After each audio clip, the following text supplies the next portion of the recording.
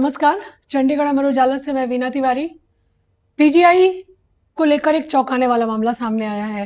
जी हाँ, बात उसी चिकित्सा संस्थान की हो रही है जो देश के शीर्ष चिकित्सा संस्थानों में शामिल है और जहां प्रतिदिन 10 से 12 हजार मरीज जो रेफरल होते हैं वो आते हैं इलाज के लिए।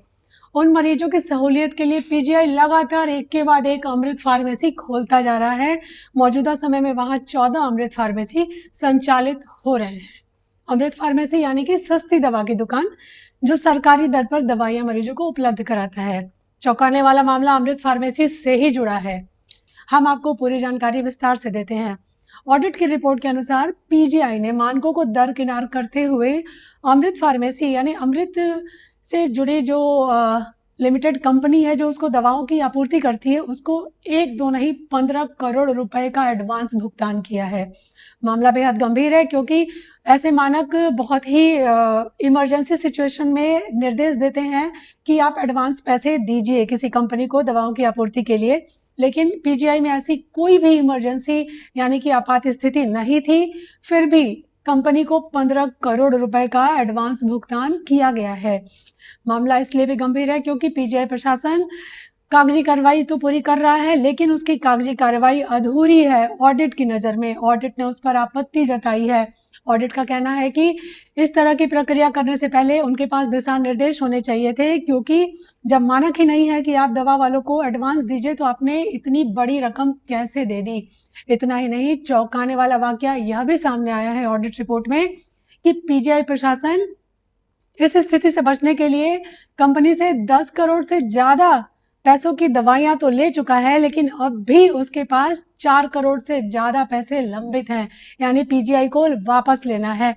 इसी बीच ऑडिट रिपोर्ट में यह भी खुलासा हुआ है कि पीजीआई ने मार्च 2025 में अनुबंध ही समाप्त कर दिया है उस कंपनी से और कहा है कि अब आप सस्ती दवाइयों की आपूर्ति नहीं करेंगे।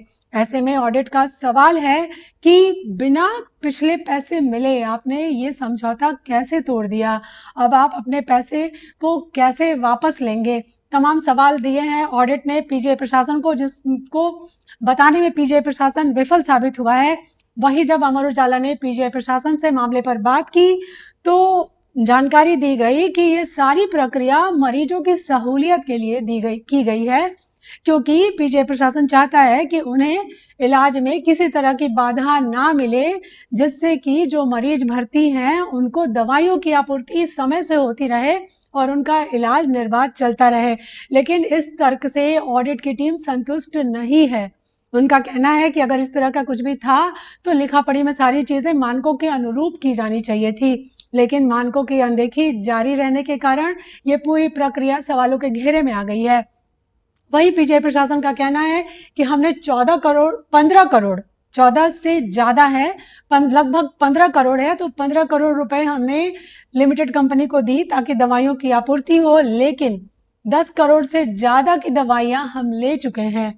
लेकिन फिर भी ये सवाल उठता है कि उन 4 करोड़ से ज्यादा रुपयों का क्या, जो अब भी उस कंपनी के पास पीजीआई के रखे हुए हैं। पीजीआई ने बिना उन पैसों को लिए या बिना उन पैसों से लागत से आने वाली दवाइयों की आपूर्ति सुनिश्चित किए उनके साथ समझौता कैसे खत्म कर दिया। सारी प्रक्रिया एक के बाद एक सवाल छोड़े जा रही है, लेकिन बात हो रही है उस चिकित्सा संस्थान की जो देश के सर्वोच्च चिकित्सा संस्थानों में शीर्ष पर है। जी हाँ, एम्स के बाद देश में पीजीआई का ही नंबर आता है। अगर नीरफ रैंकिंग की बात करें तो लगातार 7वें साल भी पीजीआई नंबर 2 पर है।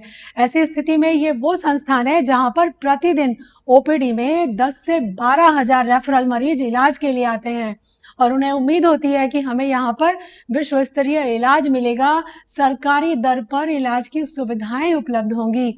ऐसे में अगर अमृत फार्मेसी से जुड़ी इस तरह की गड़बड़ियां सामने आएंगी तो मरीज भी निराश होंगे, क्योंकि उन्हें भी इस बात की उम्मीद होती है कि अगर वो पीजीआई में आ रहे हैं तो कहीं ना कहीं से सरकार द्वारा दी गई योजनाएं, दी गई सुविधाओं का लाभ उन्हें सीधे मिलेगा।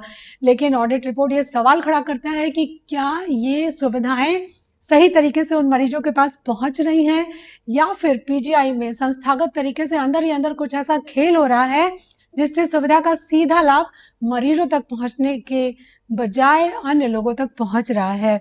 तो ऑडिट रिपोर्ट में जिन सवालों को ऑडिट की टीम ने पीजीआई के सामने छोड़ा था वो अभी बरकरार है, क्योंकि पीजीआई उस पर अभी तक जवाब नहीं दे पाई है।